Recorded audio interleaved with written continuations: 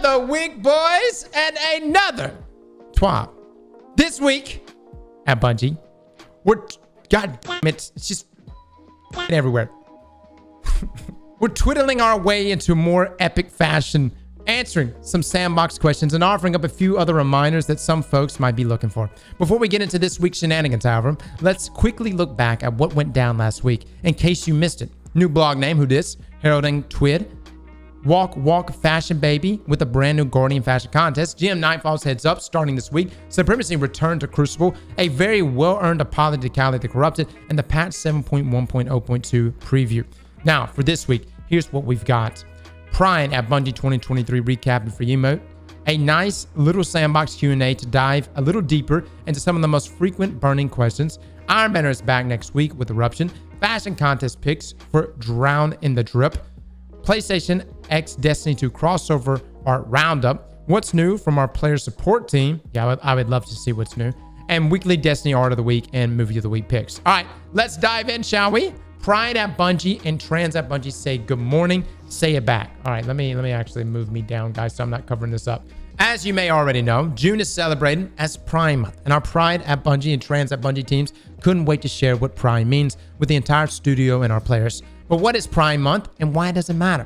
If you haven't checked out the full blog yet, you could do so here, but a small little recap includes why this period is still important today. According to the blog post, it's a celebration, it's a family, it's remembrance of a history full of people that were willing to put everything on the line for freedom to be who they truly are. History like 1969 Stonewall riots that sparked a flame that rages even now for modern gay right movements in the United States. History like same-sex marriage legalization efforts in countries like Spain, South Africa, Sweden, France, Austria, and so many more over the past 20 years. Knowing the history is important, and knowing that there is still work to do even more so. But we did say that we're celebrating, and that means we want your Guardians to celebrate with us. So don't forget to snag the new Rainbow Connection emote seen below. And if you haven't grabbed last year's spiffy Transmat effect, you can do that too with both the emote and Transmat codes below. All right, guys, if you want... Oh, no, let me take a look. Oh, I like it. I like it. All right, there we go. If you wanted to pick these up, guys, you can if you want, okay? Breaking down some frequently asked questions, Sandbox edition. Earlier this month, we took to the official Destiny 2 team account to ask for some questions and feedback about anything to do with abilities, build crafting, weapons, and more.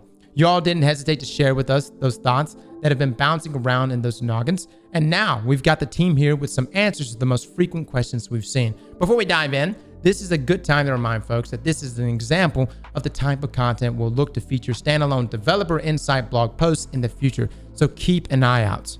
Abilities, questions. In PvE, ability uptime is very high and has increased despite global changes to base cooldowns. What are the current thoughts on the ability energy economy? Again, this is in regards to the Twitter post that they had up, right? Gameplay team answer. The ability energy economy is something we're always evaluating and adjusting.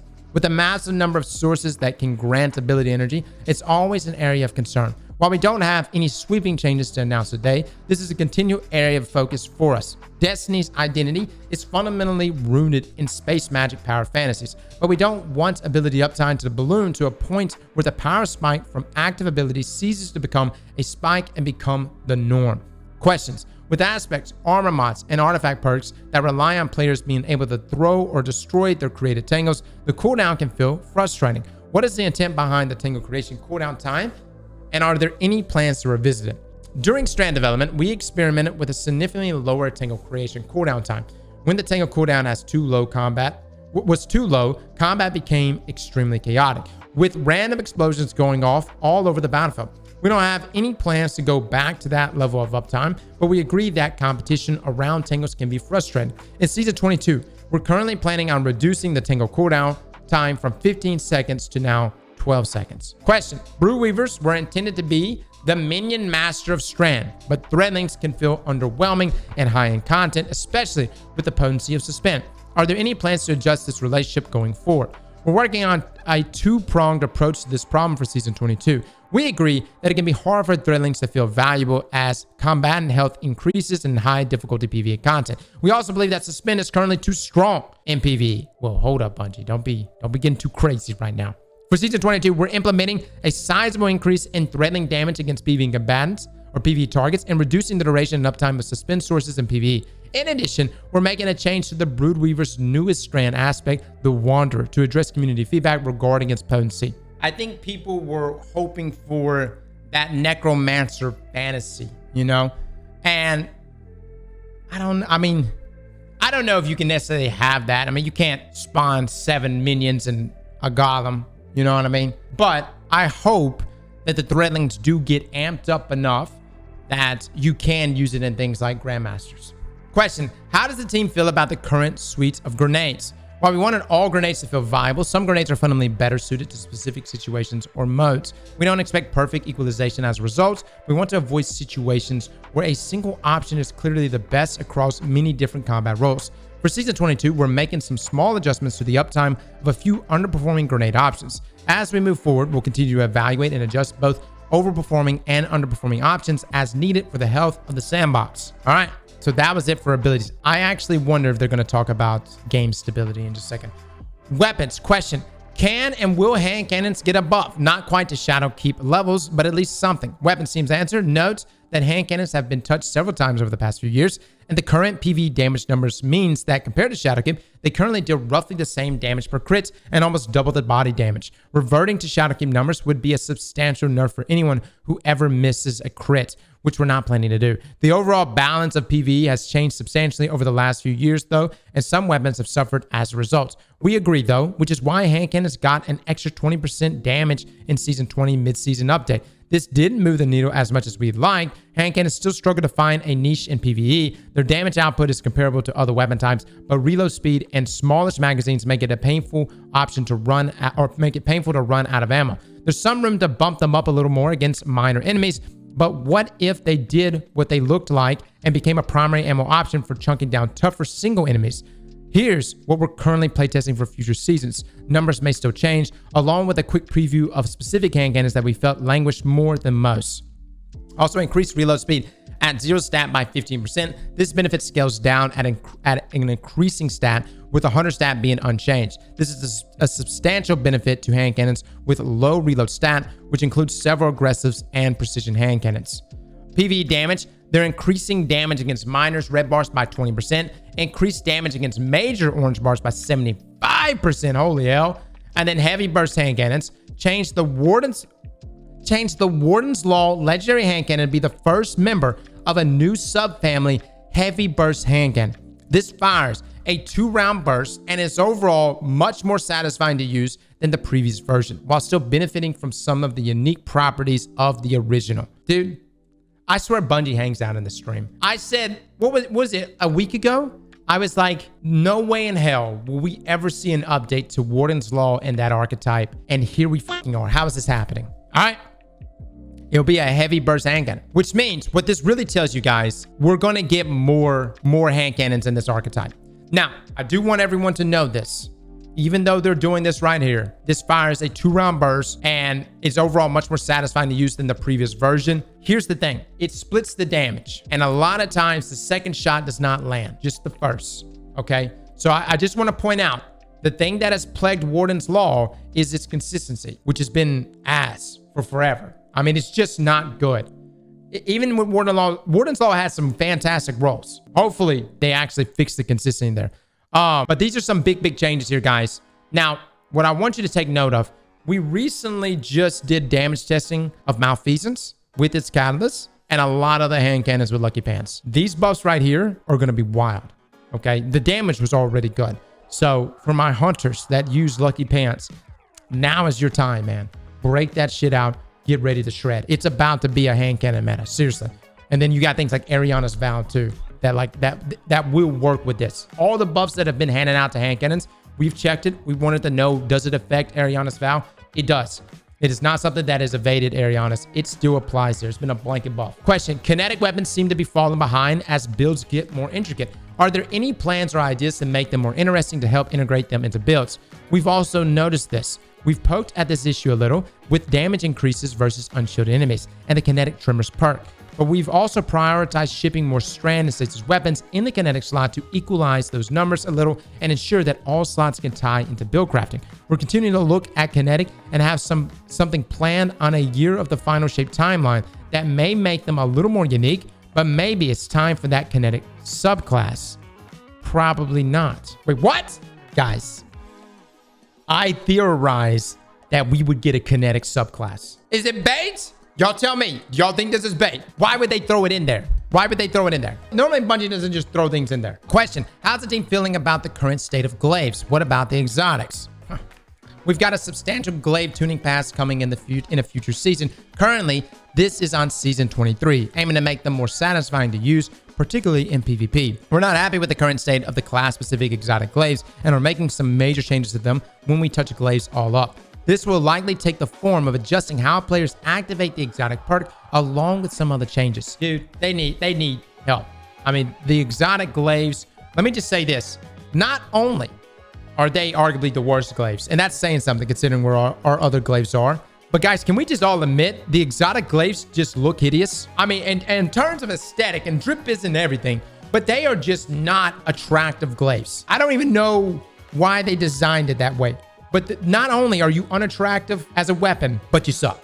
You know, that's a double whammy. You will never be used. You will be stuck in the back of the vault. Questions. How do you determine what gets nerfed and what gets buffed? Do those parameters change season over season? Just a comment on the persistent Bungie balances based on usage narrative. This is not the case. See below. But note that if something is wildly overused, in many cases, that's because it's both strong and easy to use. Players typically won't flock to a specific weapon in droves if it's perfectly balanced. When we're deciding what to do for Balanced Pass, we look at 5 main sources of information to identify what we ought to look at. Internal feedback from playtesting. Designers have 10 plus hours of playtest a week, or our own experiences playing the live game. Designers typically play the game heavily, and we can carve out a little time each week to fire a team out for raids and trials. Live feedback sourced from players' weapon usage. Typically, we look at the usage by owners so as not to miss what's going on with low ownership weapons. Weapon effectiveness, for example, kills per time equipped, win rate with the weapon equipped, and so forth. Design analysis of the implementation of a weapon, looking through weapon perks and other data to see if something is obviously wrong. Having pulled together a list of weapons, we'll go through them and identify what's contributing to the issues. In some cases, it's innate to the weapon itself and we'll adjust it. But in other cases, it's specific perk and perk combos, the overall weapon type rather than a single weapon, or a lack of competition, and we can address the issue without touching the weapon in question.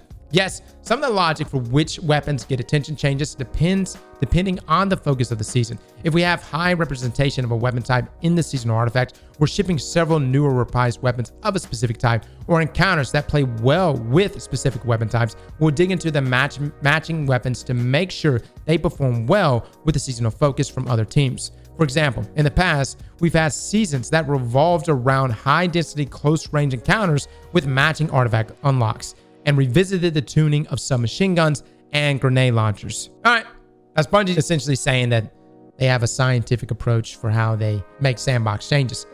Now, with that being said, I am a firm believer that Bungie do ship things overtuned to bring spice to a playlist. For instance, Immortal, rangefinder, target lock, aggressive archetype. You know that there you go. You got the holy trinity there of what's going to make that weapon stand out. But it's purposely shipped that way because everyone is clamoring to jump in the Trials playlist. That's just my belief.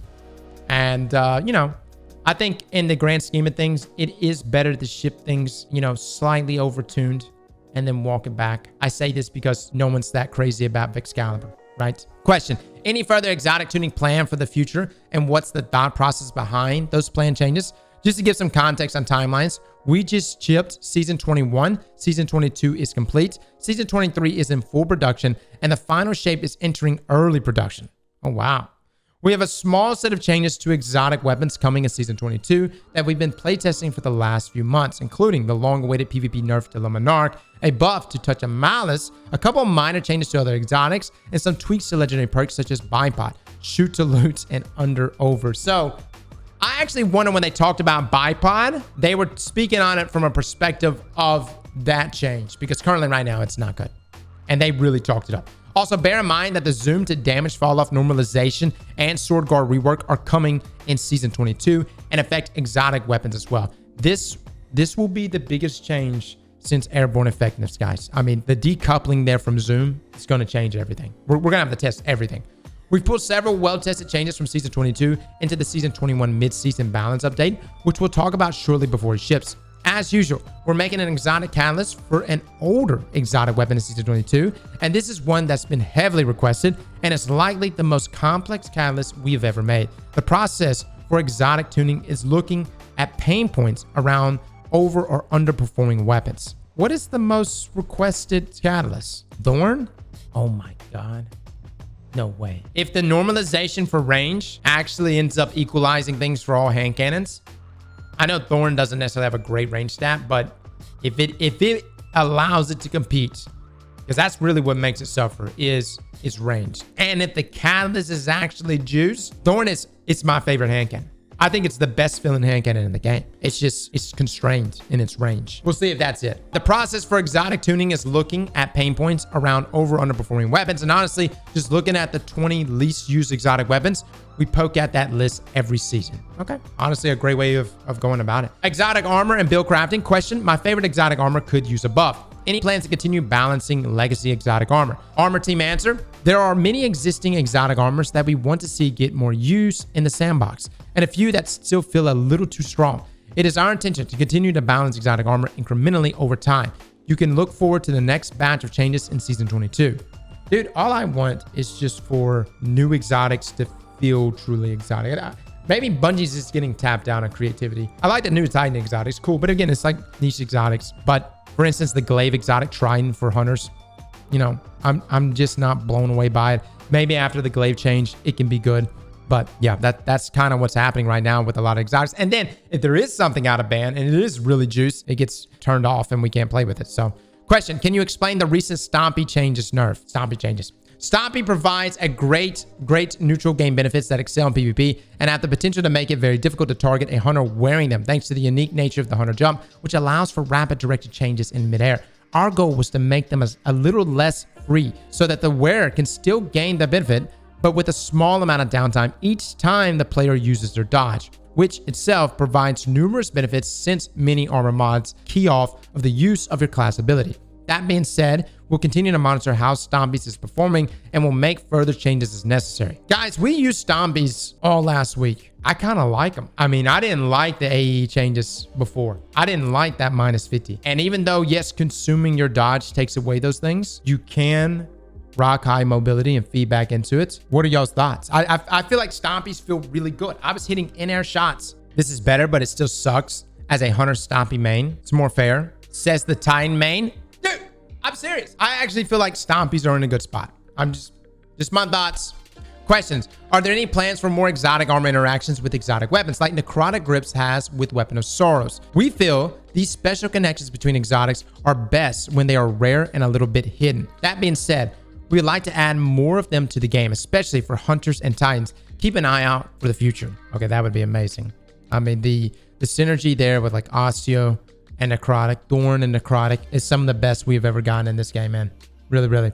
Question: will we ever see any of the pre-Lifefall armor mods come back? We are paying close attention to how the current armor mod system is performing, as well as how it's being received. It is our goal that the base armor mods are straightforward and approachable.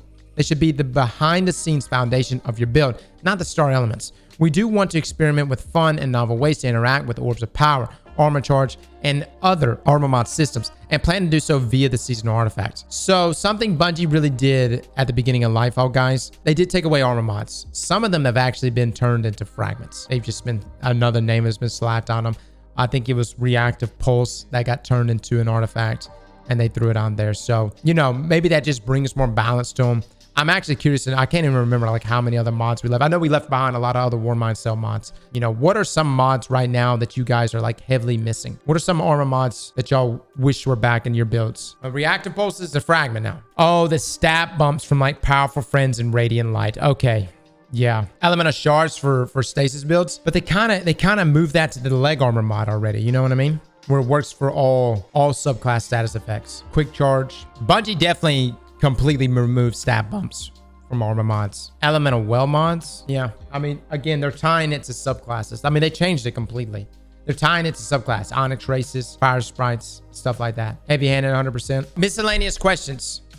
Can we favorite shaders soon, please? Rewards UI UX popping in here to answer this one. We're hesitant to talk too much about complex features that aren't far enough along to attach to a specific release, but are going to be sharing info, some new features in this vein real soon. Questions. Are there any details or confirmation regarding HUD and UI updates that are previously mentioned? We'll talk more about this when we have something to show closer to the final shape. Bungie, I'm okay with waiting right now. Give us fully customizable UI. Allow me to move everything wherever I want. If I want chat windows up here and I want my radar on the bottom right, if I want my super bar to the left and only yay big, give us that option. I know that right there is a huge undertaking, but that would be amazing. I want that level of customization. And let us see the full list of buffs. I think that's arguably the biggest one. I want like one side of buffs and like one side debuffs. That way I know, like, all right, buffs here, debuffs here. I can keep up with everything that's happening. Do it for Saladin and that sweet, sweet emblem. Iron Banner returns next week for the second time in Season of the Deep. Another chance to earn that sweet, sweet new Iron Banner emblem that still has me drooling with how intense those wolf eyes look. Seriously, it looks like it's looking into your soul. And you know what? Not mad at it. Give me that soul-staring wolf and that sick new shader. About to strut down the map runway like a fashion god. Now, if only I was actually good at playing PvP. All right, guys. Iron Banner is back next week. Anyway, round 2 of Iron Banner will be Eruption. So you know the drill. Get out there and get your surge on. We'll also have an update in the future from the team going over the first few Iron Banners of the season. So be sure to keep those eyes peeled for that. All right, so it was Control last time. Didn't they make it Eruption because of the Kepri bug, right? Yeah, so they did make, okay. All right, well, it's Eruption this time again, guys. All right, you're a winner, Guardian. All right, this is all the art picks. Yes. Okay, I think that's it. Trials of Osiris emblem. Beginning with the June 16 Trials of Osiris, the dazzling iridescent Trials emblem will no longer drop from the flawless chest for players who did not successfully earn the Flight of the Pigeon medal for every match. Players who previously earned the emblem without earning the Flight of the Pigeon medal in all games will continue to have it unlocked in their collections. However, they will be unable to equip the emblem until the medal requirements have been met. Now, known issues. The Strand Slayer Crucible bounty is not progressing from the Strand primary weapon kills. All right, what else do we have here? I'm not going to go through each one of them. Dexterity mods are granting a benefit to weapon ready and stow speed. Oh, are not granting a benefit to weapon and ready stow speed. Wow. Okay. Bump in the Night weapon pattern triumph requires the Season 17 season pass. Really? Players can die for finishers if enemy dies before the finisher animation completes. Nothing here. Dude, Bungie. Nothing here about. Am I missing anything, guys? Was there anything at all about server quality, error codes being increased? Immense amount of downtime. I feel like Bungie's just acting like it doesn't exist. You know what this reminds me of, guys? This reminds me of when cheaters were really bad. Like Bungie just was like, just don't say anything. Don't acknowledge the cheaters and they won't exist. And we're over there just getting ass pounded over and over again. I remember it got so bad. This is how desperate I got. And everybody like ragged me for this. It got so bad. I asked the CEO of Bungie and I was like, please give us an anti-cheat. And everybody was like, dude, how could you ever, you can't just come out and just ask the CEO for an anti-cheat. Dude, shit got that bad though. It got that bad. And look, if I was CEO, I would want to know. Pete may just be super busy in life, hadn't played trials. I feel like right now though, by the way, don't go at Pete. Don't go at Pete about this. But Bungie, please do eventually address this because it hasn't gone away. It's only gotten worse as the season's gone on. I mean, since last season, it's gotten substantially worse. We need to know, like, all right, why are we getting more downtime? You said that we were going to get an hour and a half downtime every Tuesday to correct extended downtime. And then that's continued. So, all right, as a final note here from Hippie, and that's a wrap on another TWID. We've had some epic fashion, burning questions answered, and we prepped for Eruption whilst enjoying some very fine crossover art. Before heading out into the fray once more to help Sloan and crush some opponents in the PvP arena, here's your usual Hippie reminder to remember that self-care. Drink that water and always lead with your kindness foot forward. Till next time, friends, I should go love Hippie. All right. Guys, that is your TWAB. Yes, we're still calling it TWAB. I know, it's a TWID. Don't worry. We'll eventually probably conform and then we'll just pretend like TWAB never existed. As if the past 10 years of our life... Actually, how long has TWAB been around? 7 years. The past 6.5 years of our life never existed. But until then, we're going to keep calling it TWAB. TWID this week in downtime. Dude, they couldn't have picked a worse. They couldn't have picked a worse acronym. Don't know that. All right. Pretty juice twab. I love all the questions. I really do. That's great. I mean, I'm excited. We get a freaking thorn catalyst. Hell yeah. If that's actually the exotic they're talking about. I think it's going to be Wishender. I don't feel like Wishender has been I think you guys are right. I think Thorn has been the most requested. I feel like a lot of people have requested Thorn. Slap that like button like your mama told you right.